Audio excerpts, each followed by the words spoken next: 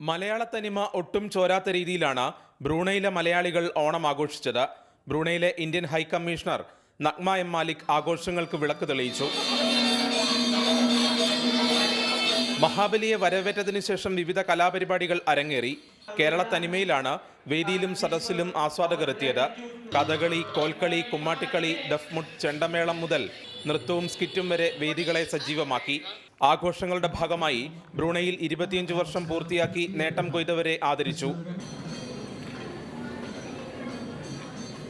ഓണാഘോഷങ്ങൾക്ക് chairman Varghese പൗലോസ് സ്വാഗത പ്രസംഗം നടത്തി.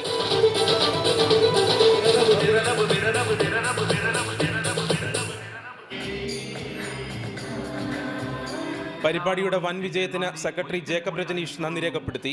പരിപാടികൾക്ക് ശേഷം ഓണസദ്യയും നടന്നു. ബ്രൂണയിൽ നിന്നും ക്യാമറമാൻ മനോജ് മാടശ്ശേരിക്കൊപ്പം അനീഷ് ആർ നായർ, മാതൃഭൂമി ന്യൂസ്.